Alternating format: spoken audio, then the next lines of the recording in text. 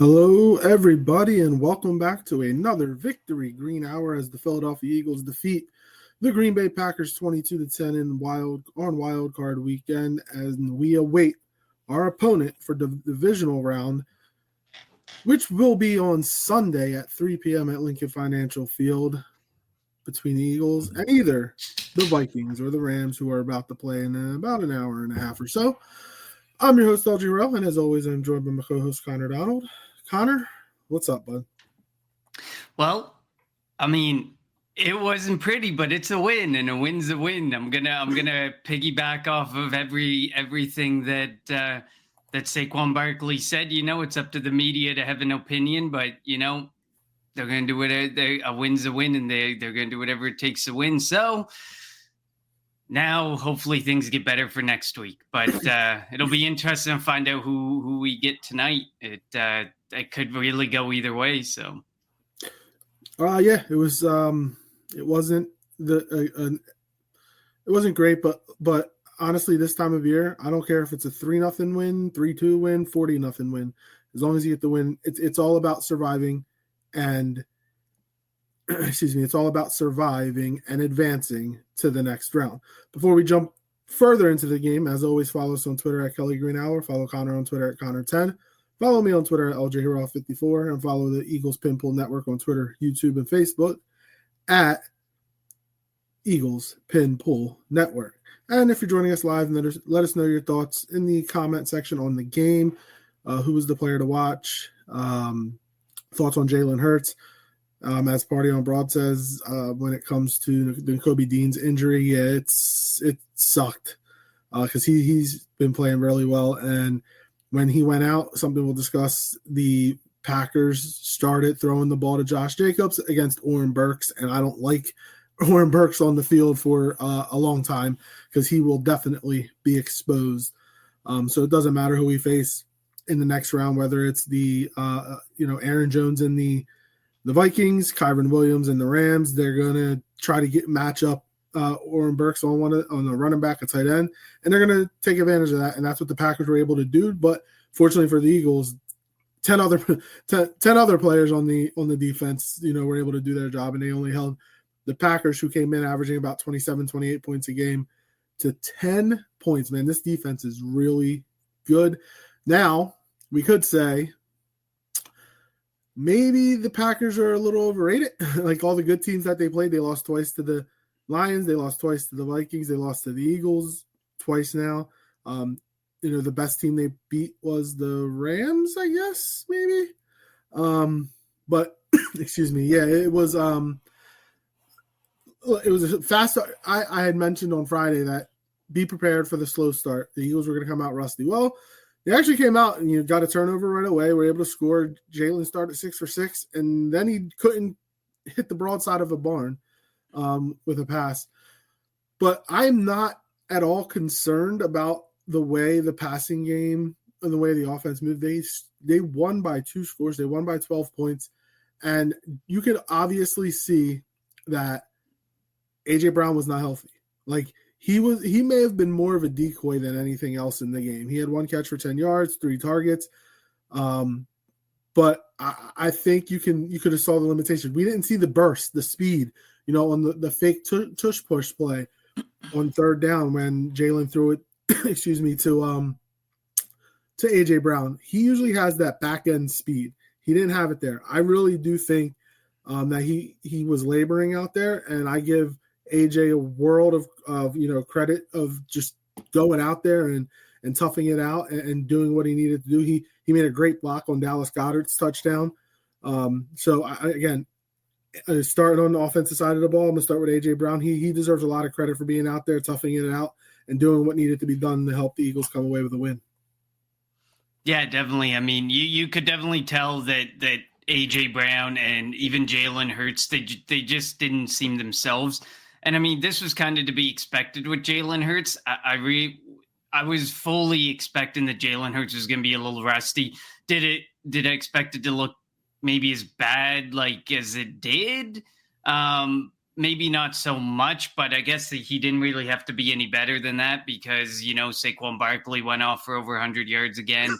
The defense did their job. The defense did a ton of work, put in the work that they needed to do to make sure that, that the offense can get it together and get better in these future games. I don't know if we're going to see 100% AJ Brown at all this playoff. So I think that we have to get used to, maybe tapering our expectations as far as AJ Brown goes, because at this point, this injury is something that just needs more time off than a week, or even more than a week. Like maybe that Super Bowl rest, if we make the Super Bowl and he gets like nearly 2 weeks off, maybe that might help.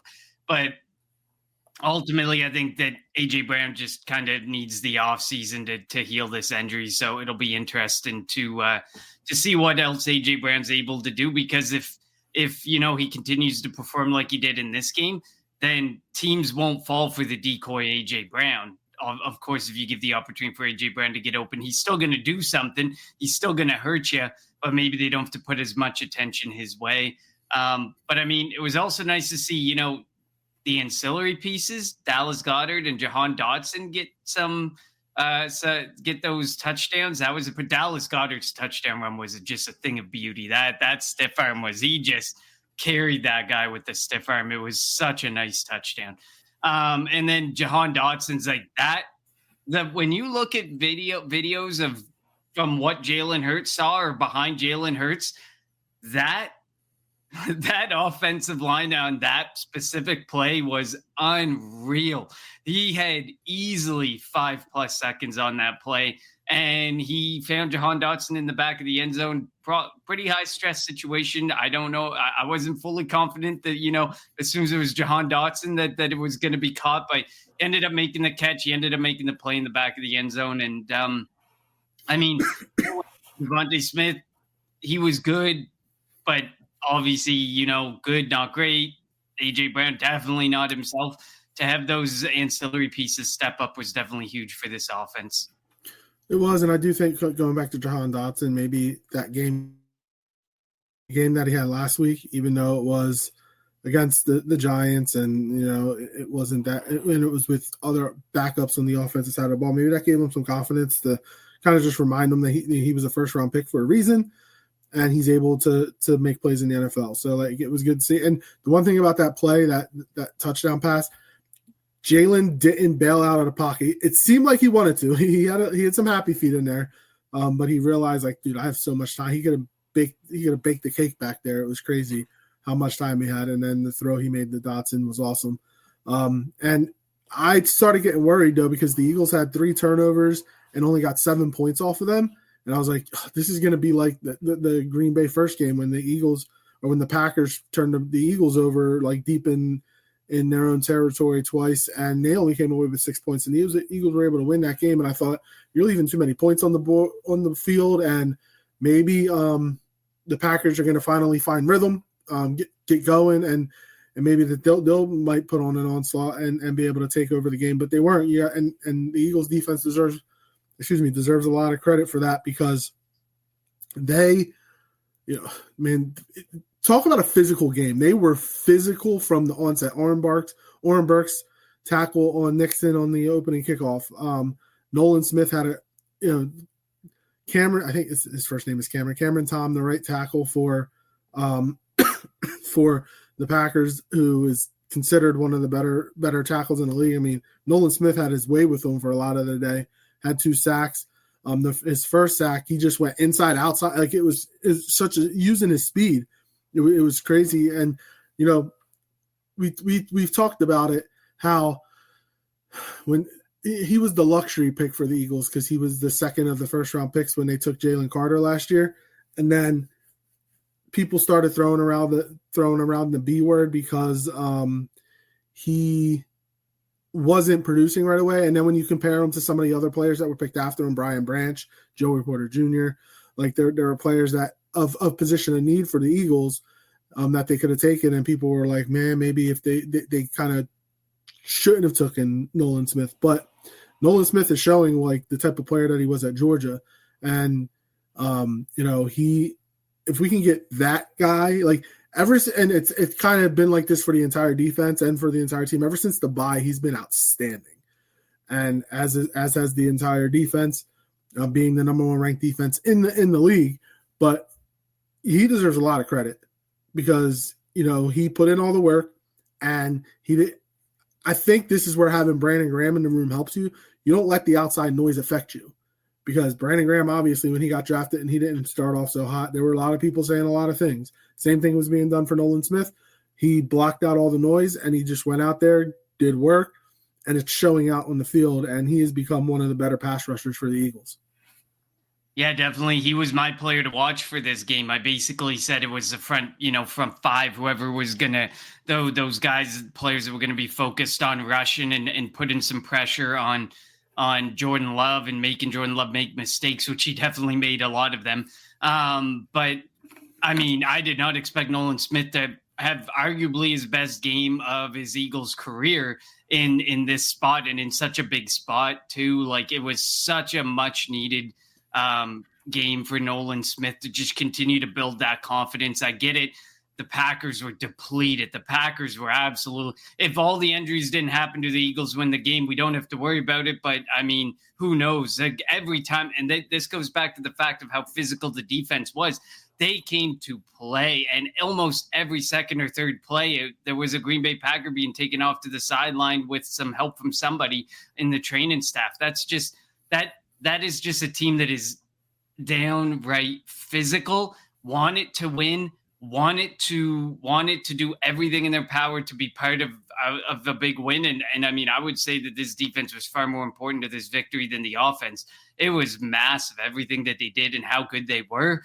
The mistakes they forced, how physical they played, and none of the injuries were really dirty injuries or anything. They were just clean, good football hits, heat-seeking missile, like Reed Blankenship caused one of the injuries in his typical fashion of just flying in there. I think he might have been the one responsible for Jaden Reed, who looked like he almost like had a broken arm or some sort of issue when he came off. Like, it just felt like every hit led to somebody going off with training staff, and that was just purely physical football, old school physical football.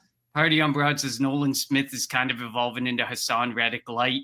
I can see it definitely. I mean, definitely Hassan Reddick light, because he's way smaller than Hassan Reddick, but he knows how to use his speed. At times it didn't seem like he knew earlier in the season, and then of course last season, it didn't seem like maybe necessarily he knew how to use his speed and put some of his pass rushing moves and speed to the right capabilities that it could be. And it looks like Nolan Smith is definitely starting to maximize that. Party on Broad says, but I don't remember Reddick being nearly as good as Nolan Smith against the run. Yeah, Nolan Smith's really good against the run too, which is impressive. We tend to not have that luxury with some of our edge rushers and edge players.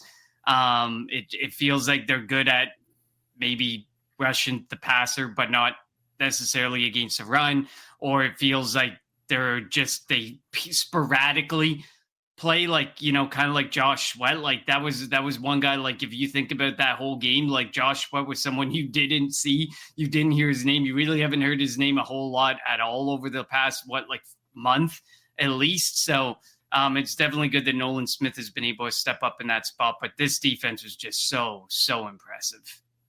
Yeah, and imagine like if they got any production from their top free agent pick in Bryce Huff, who played one snap. One. That's a waste of $51 million, $17 million a year. He's probably going to be gone, and I wouldn't shed a tear if he was. I mean, don't want to look past, obviously, the playoffs in this season, but like you have to think edge rusher is probably a need in the draft. Maybe right tackle just as a lane replacement. Maybe linebacker, not early because they don't draft linebackers early. Zach Bond now becomes a priority to resign because of Nakobe Dean's injury. Like he's not going to be ready to start next year. His patellar tendon injury. It sucks for the guy too, because obviously the Eagles took him in the third round, had injury concerns coming out of Georgia. Then seems like he got nothing but injured with the Eagles, and then breakout year. I mean, he was outstanding this year. I love the way he plays. I love the way he comes downfield, attacks the running backs, attacks the Hulk and blitz. And he blew up a screenplay on the play he got injured. And he knew it right away that something bad happened, and it's very, very unfortunate that he's going to be out. And I mentioned earlier, I do not trust Oren Burks at all. I know he's a vet, but teams are going to try to isolate him on a tight end, isolate him on a linebacker or on a running back, and that could spell doom for the defense. I'm hoping that maybe they can try to get Jeremiah Trotter Jr. ready. I don't even know what linebackers are out there that they could even think about bringing in. I don't even know if they have anybody on the practice squad. So, I mean, it's gonna be iffy in the middle of the defense. We know what we have in Zach Bond. Another good game by Bond. He had an interception again. All pro Zach Bond, just doing everything for the Eagles. But in his contract just keeps going up and up and up, and how he's going to have to find a way to bring him back, because you don't want to have two new linebackers again next year. Because if Bond leaves and with Dean not being ready to start the year, like, you're going to have a brand new middle of the defense, and that can't keep. We talk about how for Jalen Hurts, how he keeps having new offensive coordinator after new offensive coordinator, the continuity is not there. Well, it seems like it's happening in the middle of the defense, like linebackers. We went from TJ Edwards and Kazir White to who the heck did we have last year? Whoever we had last year wasn't good. I can't even think off the top of my head. I know Shaq Leonard ended up coming, and he was terrible. But the linebackers last year weren't any good. And then finally you get Zach Bond. You lucked into Zach Bond being really, really good. Excuse me. And then Dean finally coming into the role that they drafted him in, and then he gets hurt. So hopefully that they're able to do something with Zach Bond. Brett Eclipse says, speaking of Zach Bond, how he was on Kelsey's new show, and he was talking about speaking to Zach Bond and how he was joking with Bond about considering his unexpected season when they do contract talks. Yeah, because Zach Bond apparently asked Howie, he's like, did you think that I was going to be this good? Like, because he thought it was a joke that, like, all pro was incentive was put in there, and Howie was like, F no. And he goes, just, remember that when we talk about contract. So I did see that clip on Twitter. Yeah, so we'll see what happens. We don't want to look beyond this year, obviously, or beyond the playoffs. But definitely things have to be floating through Howie's mind about, all right, what do we do with this cap space? We know he doesn't value linebackers that much, but we also thought the same thing about running backs, and they got Saquon. So, but they're definitely going to have to figure something out, because Zach Bond and Nakobe Dean together have been such a great tandem. We'll see what happens over the next couple of weeks. Hopefully we have more than one game remaining with Bond and Oren Burks, or Bond and Jeremiah Trotter Jr., whatever they decide to do at the linebacker position. Yeah, and I mean, I think the only thing that may have been a disappointment was the missed tackles. I mean, PFF had them at 22 missed tackles. Like, that probably adds up from the bye week all the way to the end of the season, the amount of missed tackles that they had. They were still able to make plays happen, and, like, they were just so physical, and it just felt like there was always someone coming in right behind them. If someone missed a tackle, they were just swarming wherever the ball was. So, and of course, we speak about our dear friend Oren Burks. He had 3 of those missed tackles. Zach Bond had 4, but Oren Burks with 3 of them, which is a 37% missed tackle rate, is huge, humongous. Like you said, it's a mismatch waiting to happen that smart teams are definitely going to take advantage of. Especially in that slot area. Like, you think about TJ Hawkinson, Aaron Jones, you think about, Cooper Kupp, Kyron Williams. You think about those types of names that are going to be playing in that same area that Oren Burks is playing in, and you just realize how dangerous that could be next week. So, like you said, all you can do is wait and see what happens throughout the week at practice, and hopefully they give an equal opportunity to everyone to get ready and be prepared to have their number called, because you don't want just one guy being that costly to your defense. You want to make sure that there's an opportunity to move on, kind of like the Bryce Huff thing, where Bryce Huff, they were able to pivot away, and they got Nolan Smith's breakout year. Like, you have to be prepared and able to pivot if somebody isn't performing. And Vic Fangio has shown throughout the year that he definitely isn't afraid to pivot away from players who just aren't performing or aren't doing what he wants to see in his defense. So San Diego 2019 reports are Dean tore his patellar tendon. This is a really bad injury and is difficult to rehab because it's susceptible to re-injury. I hated that rehab. Prayers for Nakobe. It's definitely true, and that's one of the things that worries me the most about Dean, the susceptibility to injury, and then this injury and the susceptibility to re-injury. It's really going to be interesting to see what happens with Nakobe Dean, but it's such a broad range. It can range from 6 months to 12 months. And obviously he's an athlete, so probably closer to the 6 to 9 month range, but you can guarantee he's starting the next year on the PUP list. And how long is he going to be on the PUP list and unable to perform and play? We'll have to wait and see, but it definitely makes linebacker a priority. I don't know if it necessarily makes drafting a linebacker a priority, but it definitely makes getting Zach Bond back in the building a priority for sure. And hopefully, how we can say when nobody else wanted to give you a chance, we gave you a chance. We wanted to give you a chance, and maybe you'll give it a little hometown discount. Brett Eclipse says, is it crazy to have double-digit sack hopes for Nolan next year? I mean, what was he this year? He ended up at 7, 8? I thought it was 5.5. Is it 5.5? Okay, well, I'm not 100% sure, but Josh Sweat ended up at 8. So Nolan Smith and Josh Sweat played almost he played 90% snaps through the full season. Well, Nolan Smith only really came in as soon as Bryce Huff was out for sure. That's when his snap numbers went way up, but he did most of this on a 50% snap count for the most part on the season. 6.5 sacks in the regular season, 2 in the postseason.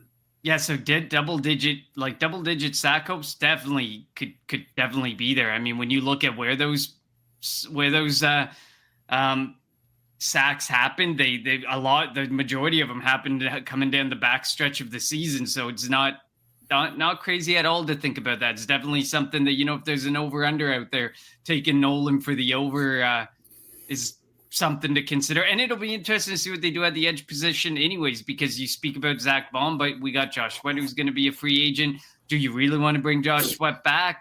How are you going to address it? And is Nolan going to become the focal point of your edge rush, or are you going to be able to sign one, draft one? It wouldn't shock me if they at least make overtures towards Myles Garrett or even Max Crosby, and just to see what it would cost. Because if they can add one of those type of players to this defense, this already good defense, and again, I don't know what the cap implications would be and whatnot, but it wouldn't shock me. I mean, Howie's always doing his due diligence, and he's always calling around. He's always trying to see what he can, what he would have to give up to get something, and that would be a big get for Howie and this, Howie for the defense, and getting somebody like a Myles Garrett or a Max Crosby would only help Nolan Smith. And imagine this. Jalen Carter's already getting double teamed. If we added Myles Garrett or Max Crosby, you're going to double team that person too? How do you double team 2 guys on the defensive line? It's impossible. So that means either the defensive end's going to eat or Jalen Carter's going to eat. It would make this defensive line that much better.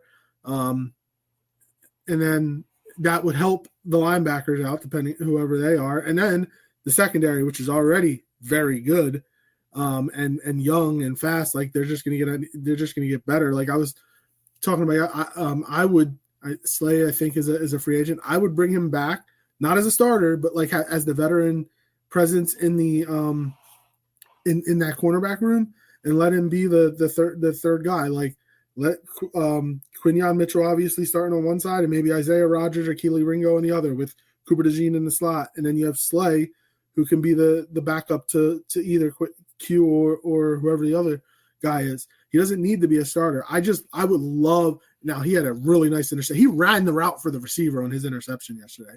It was a really good interception by Slay.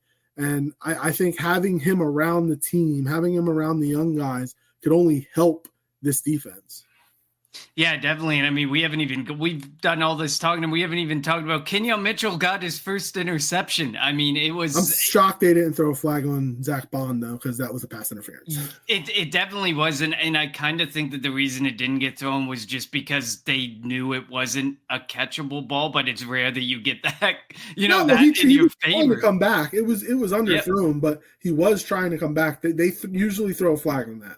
Yeah, we had 9 times out of 10 they throw a flag on that, so we got lucky there. And obviously, the fumble at the beginning of the game, people are going to make out what. But I mean, you're not telling me that under a lot of those piles, a ball doesn't change possession with people being more physical. Honestly, though, Nixon did have it and kind of was touched down, and then Trotter went in and stole it. So yeah, no, definitely in this case, it definitely wasn't that way. But this is Brett Eclipse, and I mean, LG's been saying that. I mean, LG's probably said this not 40 times because that would make our shows very boring, but he said at least 5 or 10 times. This is the 40th time I'm saying this in the season, but I owe a massive apology to Fangio and severely underestimate how great him and his scheme are. We agree, definitely, absolutely. At the beginning of the year, I said that he was out of touch and his old school ways weren't going to work, and I was definitely wrong, and I'm glad I was wrong. And now you see everything breaking down in Miami, and you can see Vic Fangio wasn't the issue. The players and the culture there seem to be the issue. And because a lot of players, like I guess some people were nervous because a lot of Miami players were like, oh, he's not a good defensive coordinator. He's not good for his players, blah, blah, blah, blah, blah. And then, like Brett Eclipse said, Miami must be a truly pathetic franchise to oust him and have their players whine about him like that just to see him do this the next year. I mean, Miami's crumbling. I'm semi-surprised that they brought McDaniel back because it feels like his culture is breeding like just not happy players and just really whiny players. And it kind of goes hand in hand with why they can't win in the cold and stuff. Like it's really wrestling. If you're a wrestling fan, I'm going to go with Miami is SAWFT. Soft. Remember Enzo Amore and Big Cass? I'm sorry. I do. I actually remember that one, but that was back when even I watched wrestling a little more. So, so like they are really, really, really soft. Like they didn't like to be. It was almost like when Eric Bieniemy was the offensive coordinator for Washington, and they were all mad. Their offensive players were mad because he actually made them practice hard, and they didn't want to be coached hard. Well. And Fangio probably wanted out. Fangio would have been the Eagles' defensive coordinator anyway if it wasn't for that scumbag Jonathan Gannon bailing on us after the Super Bowl. If he would have just let somebody know, Fangio wouldn't have went to Miami and he would have been the defensive coordinator last year, and maybe our defense wouldn't have crapped the bed at the end of the year last year. And imagine what the defense would look like now in a second year of Fangio's defense. Now he gets to expand on this going into next year with all these young guys. It should, in theory, it should get better and better and better. And that's scary because this is in the first year under Fangio, this is the number 1 ranked defense. The Eagles went from 30th to number 1. Like I don't know if that's ever happened before. No, it's huge. Like the biggest jump for a defense in between seasons. I mean, I'd be interested to see that as well. I mean, you can see going from the 30s into the, going into like the mid-teens, the middle of the league, but to go all the way from 30 all the way up to 1 is wild. Tech says they don't call the PI when an interception happens in front of it. I mean, Vaughn ran right through him. Like that could have been, should have been a PI. He was trying to come back to it, and Vaughn restricted him. So I mean, I'm not gonna lie because by the letter of the law, it should have been, and Goddard's definitely was a PI.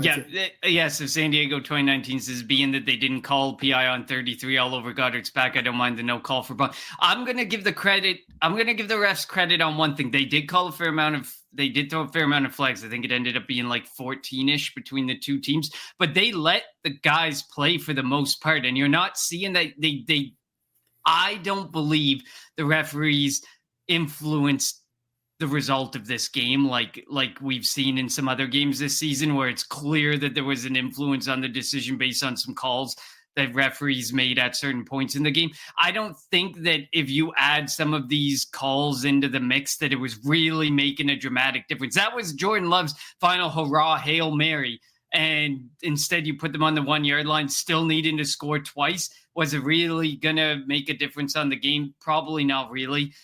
So I was pretty happy with the way that they did they miss calls on each side of the ball? Absolutely. Did they make some good calls on each side of the ball? Absolutely. But I mean, at the end of the day, I think it was, I watched some of the games throughout the weekend, and there was way worse calls being made and calls that influenced games more than this. They missed a lot of false start penalties on Green Bay's tackles too. They were blatant. It was so frustrating.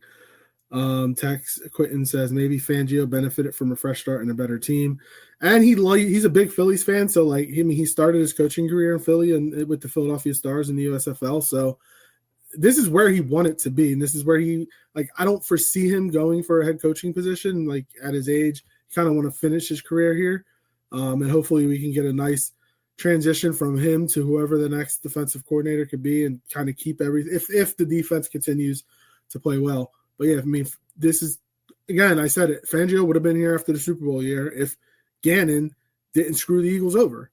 Like if all he had to do was make it known that, look, I'm going to become a head coach, and Fangio would have never taken the Miami head coaching job. He was here helping already. He was on the staff, and it could have just been a smooth transition from Gannon to Fangio, but nope, Gannon had to screw us over.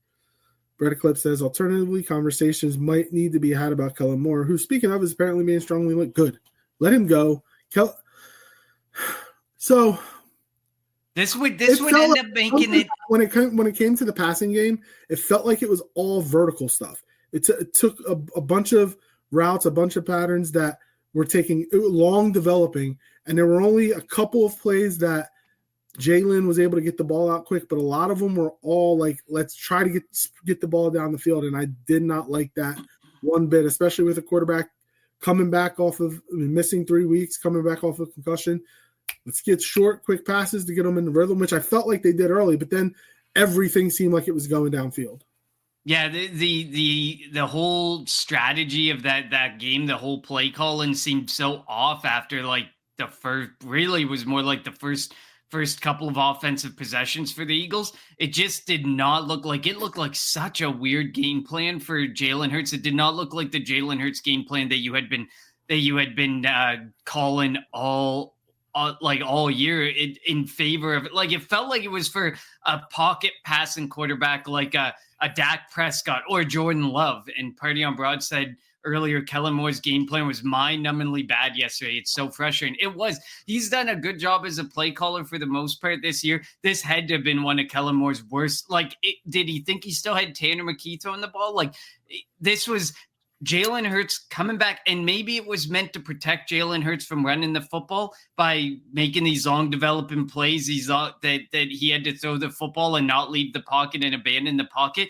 But still, you have to expect that you're going to eventually need to have Jalen Hurts use his legs. So I hope Kellen Moore learns from this game that game plan is not going to work. Facing the Giants and the Cowboys defenses, which are bad. Green Bay has a good defense. Maybe he just thought, hey, we did well the last couple of weeks. We'll keep that same game plan. But you're going up against a much better defense. Dallas and the Giants suck. Their defenses are terrible. That's why you were able to beat them with Tanner McKee. So, excuse me, that you need to realize the personnel you're going up against. And the fact that, and I don't know if this is an offensive coordinator thing or if this is a Jalen thing, but that one play that was under center was the first time in Jalen's career that he did not, that from under center, it wasn't a play action pass. It was a straight drop back up from under center. And I think he hit Devontae Smith for 10 yards or something. That's the first time in his career that ever happened. I couldn't believe it when I saw that. How does a quarterback go 4+ years, 5+ years, and not have a play from under center that's not play action? And it's took this long. It was crazy to hear that. Yeah, that is a wild stat. And this is the only thing. I'm going to agree with Cameron on this point. Only reason I don't want Kellen to go is because I feel bad for Jalen having to adjust to another coordinator, gone through 10 since college. This would be his, if they moved on from Kellen Moore, or if he ended up going and getting a head coaching job, this would be his 5th in 6 years as a starting quarterback. In the NFL. In the NFL. He's had since high school,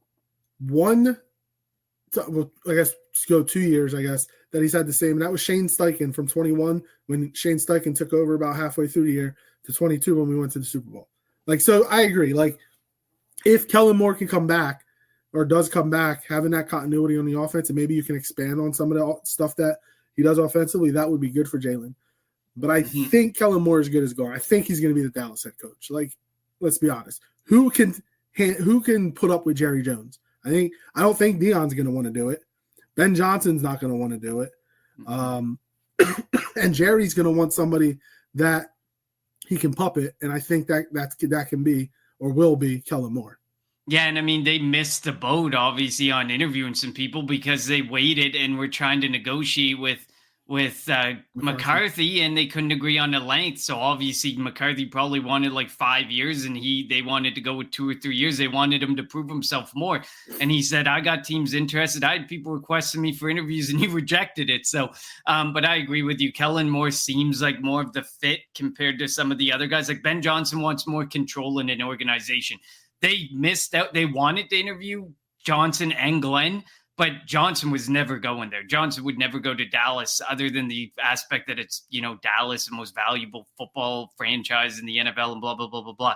But no, it just doesn't make it doesn't make sense for Johnson to go. There's way better opportunities for Ben Johnson to go to. Kellen Moore does make the most sense. They got behind the 8 ball, and everyone was saying, Jerry must have a plan if things aren't going to work out. It doesn't seem like he actually has a plan. It seems like he's going flying off of his seat with this one, and we're going to see they're probably going to overreact to a coaching hire and make a bad decision. I feel like there's a reason Kellen Moore hasn't gotten hired through the past, 4 cycles that he's been interviewed for almost every head coaching opening. It was kind of like the whole Eric Bieniemy. I think Brian Daboll for the longest time struggled to get a job. It just feels like eventually you give the opportunity just because, okay, well, we're out of options. Let's give Kellen Moore this opportunity. I feel like there's a reason he hasn't gotten a head coaching job. And one where he can be puppeted, like as you say, may just be the one that Kellen Moore finally finds getting that head coaching job. I mean, he's used to that locker room. He's used to Jerry Jones. He played there. He played with our coach, Dak Prescott. So who knows? But again, I don't think Deion he signed the number 1 quarterback to go to Colorado. So I don't think he would leave there this year, maybe next year. But who knows? I'm just thinking off the top of my head. I don't know. It's going to have to be somebody familiar with that franchise. And again, the only name right now is Kellen Moore. I wonder, maybe, do you think Doug Peterson would go there? That would be interesting. Let's see. There was one. Cameron Crawford looked it up. Google AI says 7 different offensive coordinators in 8 years going back to his senior year at high school. That would make sense. Well, I know, because at Alabama, he did have Daboll. Did he have Sark? I don't remember if he had Sark or not, or Lane Kiffin, whatever, and or Bill O'Brien. I think Bill O'Brien was there, and then he went to Oklahoma, and then with the Eagles. So he's on 4 in Philly, 2 in college, 1. Yeah, it would be 7. 2 in college, 1 in his senior year of high school. So 7 in 8 years. Yeah, it's definitely crazy. Devontae says whoever we play between the Rams and the Vikings, we got to get AJ and Smitty more involved. I agree with that, but also I'm at the point now. It's playoffs. It's survive and advance. I don't care if it's 3-2. I don't care if it's 40-38. I don't care how it gets done. Win the game. And Devontae also mentioned as long as Jalen doesn't turn the ball over, we win. I feel at least yesterday, and it even happened against was it Carolina?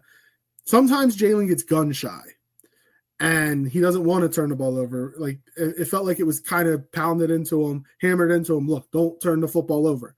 You don't turn the ball over, we win, type of deal. And that's why there sometimes he doesn't make passes that other quarterbacks would make. But Justin Herbert threw 4 interceptions? He's not in the playoffs anymore. Jordan Love threw 3 interceptions. He's not in the playoffs anymore.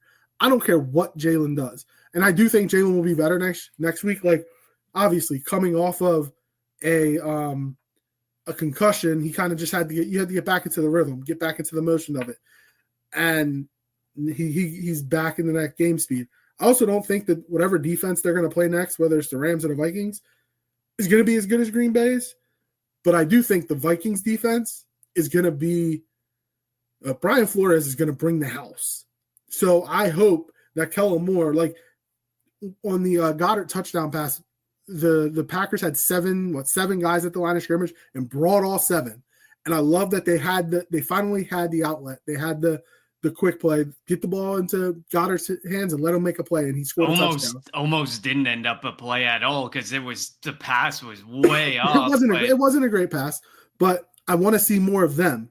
And if they're able to do that, and because Flores, if it's the Vikings, he's gonna bring pressure, he's gonna try to come after them. It's almost like a Todd Bowles thing. I'm kind of glad. I mean, I didn't want Washington to win. I don't want Washington to go like far, but like I'm glad it's Washington. Or I'm glad Washington won in the sense that we're not facing the Bucs this week.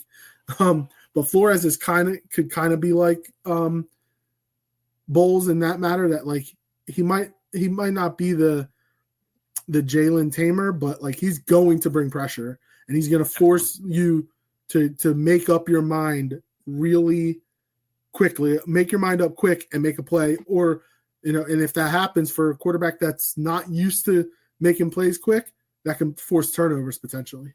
Yeah, I mean, it's good that we didn't go up against a defensive coordinator who brings a lot of pressure. If we ended up against a Tampa in his first game back from being in the concussion protocol, that would have been scary with Jalen Hurts. If we had to face, like you said, a Brian Flores, like Minnesota Vikings team, that would have been scary because like coming off the concussion protocol and with, Jalen Hurts' history of, how he does against pressure, a lot of blitzes like that.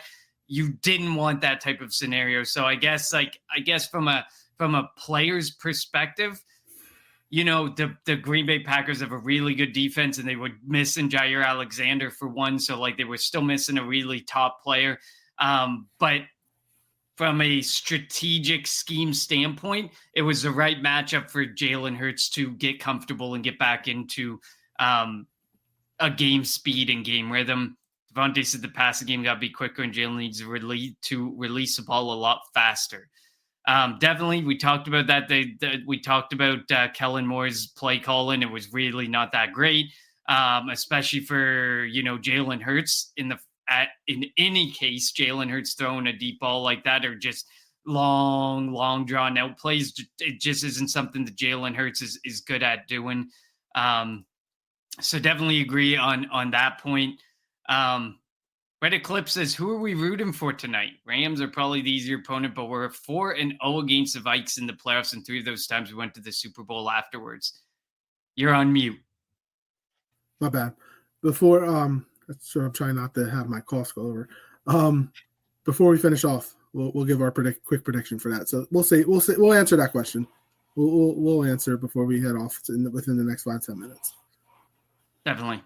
Couple more comments here. Wonder if Kellen even wants the Cowboys job. I don't know if Kellen Moore and Dak Prescott even like each other, and if he thinks that Sirianni micromanages. I think they do like each other. It's tough to say. I don't think it's that they don't like each other. The scheme just stopped working for Dak Prescott. It started to not work for Dak Prescott. I think it was a Mike McCarthy thing. Mike McCarthy wanted Kellen Moore wanted to be he wanted the passing offense. They wanted to throw the ball. McCarthy wanted to run the ball, and McCarthy, being the head coach, won out. And so I that's what I think it was. It was a philosophical difference between McCarthy and Moore. I don't know if Dak had anything to do with that. And I think Kellen Moore wants a head coaching job. If the head coaching job that he's going to get, there's a big pay difference between offensive coordinator and head coach. And once you get into being a head coach, we've seen head coaches who don't deserve to be head coaches again become head coaches again. Once you get there, you're seen as a head coach and you're going to be provided more of a leash and more of an opportunity. So I think Kellen Moore wants a head coaching job. And if it just happens to be the Cowboys, I mean, there's only 32 head coaching jobs in the world, like 2. Exactly. So at least to get the opportunity to do it, you'd want to do it. And obviously has gone after or done interviews, so he has some type of proclivity, or he wants to have ambition, I should say, to try to get a head coaching job. Definitely. Texas, Minnesota's the best defense remaining. I hope they lose tonight. And happy Tampa Bay is out. We're all happy Tampa Bay is out. We never want to have to face Tampa in the playoffs because it just seems like they have the Eagles' number, or at least Jalen Hurts' number. I don't. If it's a different quarterback, do they have the number the same way they have Jalen Hurts' number? I don't know. But yeah, we're all happy Tampa Bay is out. Brett Eclipse says, I found Hurts' recognition of the blitz and the adjustment call for a blitz beater to be really impressive on that Goddard touchdown. We definitely agree. He did say that was Hurts making the adjustment. So he has it in there. We know he can do it. We've seen him do it periodically. We saw him do it against Pittsburgh this year. Had a good game against Cincinnati. We saw him go step for step, and I know it was a couple years ago, but go throw for throw, step for step with Mahomes in the Super Bowl. He has that in him. But like, you have the best. You're going to have the offensive player of the year. You have the offensive player of the year in your backfield. He could have had 170 yards rushing yesterday. He decided to slide early, which his explanation was pretty funny. He's like, I'm not going to pull a hammy. It doesn't make sense for him to pull a hammy, or for like if one of the offensive linemen was running with him, for them to pull a hammy. Get the win, go down. Let's get out of here and get ready for divisional round next week.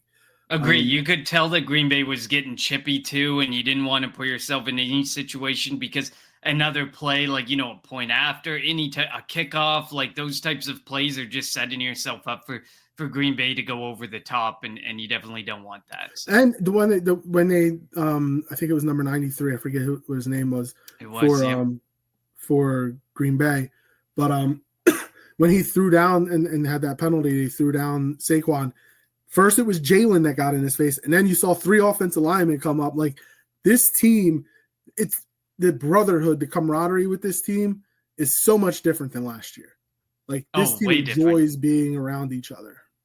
Oh, definitely. And like we said earlier in the season, it seems like maybe Hassan Reddick might have really just been the poison of it all, because then look, he goes over to the Jets. He's out of shape. He doesn't perform anywhere close to what they were expecting. And I mean, Howie seemed to kind of saw the writing on the wall and the future with that, which is impressive.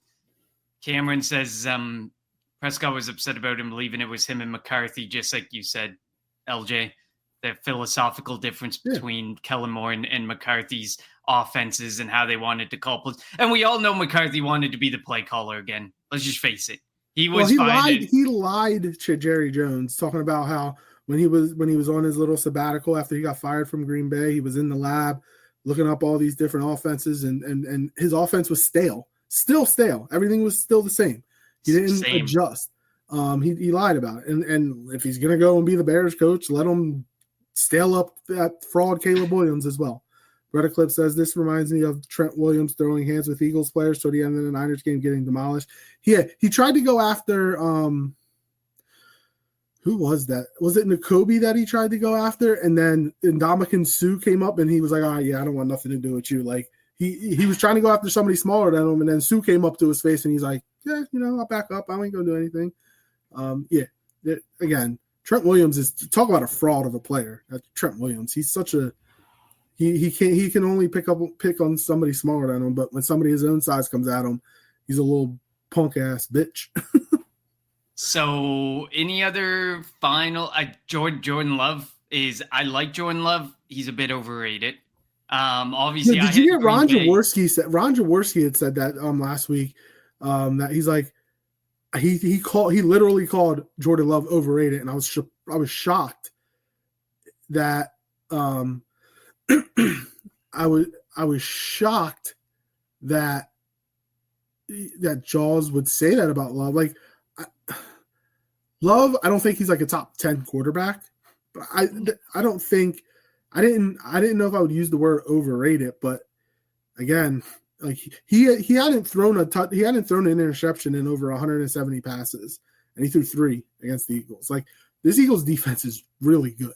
So like they deserve a lot of credit for the pressure that they were able to put on them, and I guess, and I will also say this: not having Christian Watson, Reed got hurt, Wicks I think got hurt, did Dobbs get hurt? Like they were down on the fourth down play. He threw it to some guy I've never heard of, and he couldn't get his foot in bounds. It was to Malik Heath, yeah, and he didn't realize they were down. They were literally down to their last four receivers on the depth chart. So like, I do think that if they had one or two of their starting receivers, maybe it would have been a little bit more competitive for their offense. But you got to play with who you got to play with. Everybody's dealing with issues this time of year, so that's where the Eagles deserve a lot of credit.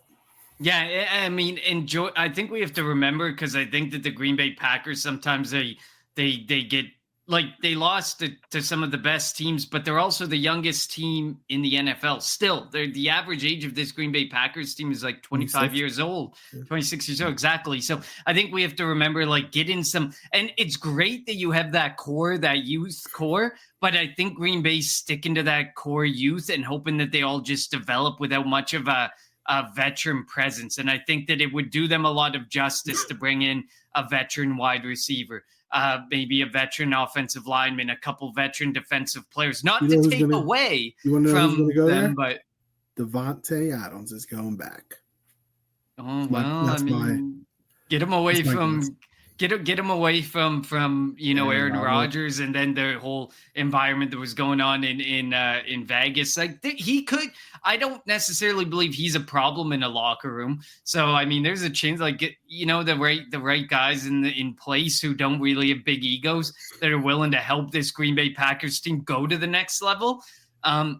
And Jordan Love, like the Devontae says here, Love is very streaky ever since last season against the Cowboys. The media put a high pedestal. The media puts a high pedestal on so many. Like, look at CJ Stroud. Like, he was put on this massive pedestal. Justin Herbert, Jaden Daniels this year. Like, we still have to see more from Jaden Daniels. Like, what's next year going to look like? Nix will be next. Bo Nix, yeah. Like, all of these guys are on, like, and then people want to talk down on Hurts, who all he does is win. I don't care how he does it, and he doesn't even care about his stats. All he wants to do is win, and that's what this team does. Him and Sirianni together, like, all they do is put up W's. Obviously, the last 7 games of last year was bad, but that was more of a locker room thing than anything. But like, they know how to bring a team together. And that's what we've seen this year. And and the one thing I like about Sirianni is he will adjust when it needs to be adjusted. He'll listen to leaders. He'll listen to other people. Like, obviously the final decision is his, but he's not going to, it's not going to be like Chip Kelly. He's not going to micromanage it. He is going to listen and figure out what's best for everybody around, not just what's best for him. And that's why, like, at their bye week, they changed up the offense and went to more running style, and it's helped. When they feel like they need to be in pads late in the season, they go in pads. It's helped. That's why this team is so physical, and that's why this team is playing at a very, very pretty high clip right now. And a lot of people call them the best team potentially left at least in the NFC in the playoffs. Cameron says Green Bay needs to make a move in the wide receiver room like how he did bringing in AJ. Instantly improves their offense. I agree. I like Christian Watson. He's very injury prone. I like Jaden Reed, but you can see there's and maybe they go with the streakiness of Jordan Love, but these aren't guys who are like an AJ Brown, Devontae Adams, like, that are going to be consistently, you can lean on to put up, 12, 13, 1,400 yards. They're just not those guys. So it'll be interesting to see what type of move Green Bay makes, because bringing in Josh Jacobs was great. Such a smart move for their offense. Now they just got to continue to make that. He's physical. His touchdown, well, it wasn't a touchdown run. Where he got down to that was one hell of a run by Jacobs. He was the most physical player on that Green Bay team. He was the only one bringing any type of physicality for that Green Bay team. Easily. Agreed here. Media loves a shiny new toy. They will always put the hot new guy on a pedestal just to tear them down the next year. I agree. The media just wants to be right. So if they can sit there and they can hang their hat on someone and follow along until they're wrong, they're definitely going to do it. Cameron says winning percentages is the only stat Jalen cares about and Nick cares about. That's why I think they're an amazing pair. Agreed. And I think that, like, just win, baby. there's one Super Bowl. To expect that you're gonna be like, the New England Patriots. The New England Patriots is once in a lifetime. That type, I guess we're kind of seeing it with the Chiefs again. But to think that there can be multiple of these teams winning back-to-back Super Bowls, that just does not happen. You just don't see that. So, like, the Eagles winning, get into the playoffs, having chances at the Super Bowl, we should take as a positive. You're not going to go on this run and at the Super Bowl and win the Super Bowl every single year. It just doesn't feel realistic. And it's only becoming harder in the NFL. Makes it even more impressive what the Kansas City Chiefs are doing. But then again, you watch some of those Chiefs games and you see that they're getting quite a bit more help than Tom Brady and Bill Belichick even got in their time. So Cameron says the Hurts top 7 winning percentage out of all QBs ever, minimum 50 starts. Nick top 5 winning percentage as a head coach. Perfect pair. Again, all they care about is winning. All I care about is winning. I don't care how it's done. The Eagles O-line showed how pissed off they were with the all-pro snubs. They proved something with how they were blocking yesterday. Brett Clip says they definitely played with a chip on their shoulder, and they're going to need to against a couple of good defenses coming up, whether it's the Vikings or the Rams. We've seen the Rams before. And Saquon had over 250 yards rushing, but Jared Verse, Brandon Fisk, they have a physical line, the Minnesota defense is pretty good too. They're definitely going to have to continue to play up to their par, to continue to progress and get to the NFC Championship game and potentially beyond. Yeah, and Texas disagree. This passing attack is not good. I mean, ask Pittsburgh. It's just a lazy media narrative and storyline to roll with. When Jalen Hurts doesn't go for 20 completions and 250 yards and 3 or 4 touchdowns through the air, the passing attack isn't good. He had 2 touchdown passes. He did. He still did extremely well. His rating, I didn't know he had a 111 rating. The way people talk about the passing attack and all that, I didn't know rushing touchdowns and passing touchdowns were different point totals. I'm sorry. I don't care how it gets done. Rushing touchdowns are fine with me. Passing, I don't give a crap. We're at the time of the year where all these stats don't matter. Win the game in advance. Survive in advance. Get to the Super Bowl. That's all that matters. And I don't care how it gets done. As long as it happens, I still have faith, and I said this before the Pittsburgh game, I have faith that if Jalen needed to go out there and get into a shootout with somebody, he can do it. He just hasn't had to. So, again, what is the point of doing something that you don't have to? Why put that out there when you don't have to? When the time comes, he will be able to do it. Will it be this week, whether it's against Minnesota or LA? Maybe. Will it be next week against potentially Detroit? Maybe, but I have faith that he will be able to. Absolutely. I agree. It's so annoying. I'm sorry. All right. It is. Before we, here we go. Okay. Let's wrap it up. Who are we rooting for tonight? I think the Eagles can beat both teams. I don't think Sam Darnold can come into the link in potentially bad weather, snow or rain on Sunday, and beat this Eagles defense. I don't think and we know what happened the last time Minnesota came here, NFC Championship game in 2017, and they got destroyed. I feel like that's the link is going to be crazy on Sunday. They beat the Rams. I think the easier opponent is probably the Rams, but I want Minnesota in here. I don't think Sam Darnold can beat the Eagles. I really don't think that can happen. I think the Vikings defense is better than the Rams defense, but I think that the Eagles defense will have and both teams have great sets of receivers: Justin Jefferson, Jordan Addison, and Cooper Kupp and Puka Nacua, Kyron Williams, Aaron Jones. Like, both offenses are good. I just don't see either team coming in here and beating the Eagles. But I would like to see Minnesota come to Philly. Yeah, no, I'm going Minnesota as well, because we saw in a pressure cooker moment, Sam Darnold folded in Detroit when everything was on the line for the number 1 seed. he folded. He did not look good in that moment. And outside, like throw in the weather element, throw in it's Philadelphia. No disrespect to the Detroit fan base either, because they're a rabid fan base and they're finally getting to a point where they've been waiting to get to for years. But throw in the weather element, throw in, the number one defense that isn't banged up like the Detroit Lions. There's so many different elements to it. I believe Sam Darnold is fraudulent. I think we both talked about this, and we believe he's fraudulent. And in a big moment like that, he might even choke in the moment tonight. We don't even know, because this is a big playoff moment for him, because he choked in week 18. So it'll be really interesting to see what happens. But I agree. Who are we rooting for tonight? I think Rams might be the easier opponent, but I'm not going to sit there and say, for the longest time leading up to the playoffs, everyone in the media and even us, we were debating who's a team you don't want to see. And in the playoffs, and two of the teams that we said was the Rams and the Tampa Bay Buccaneers. Those were two of the teams you didn't want to see. The Bucs are a few self-induced mistakes away last night from winning that game, and the doink going in the proper direction. But yeah, of course it doinked that way for the cardiac commanders, as they're being called. So I'm going for Minnesota for sure too. Before we finish off, and we may discuss this in the offseason, but Quentin says Foles 2017 over Hurts. That was a 2-game stretch, 3-game stretch if you want to go to playoffs.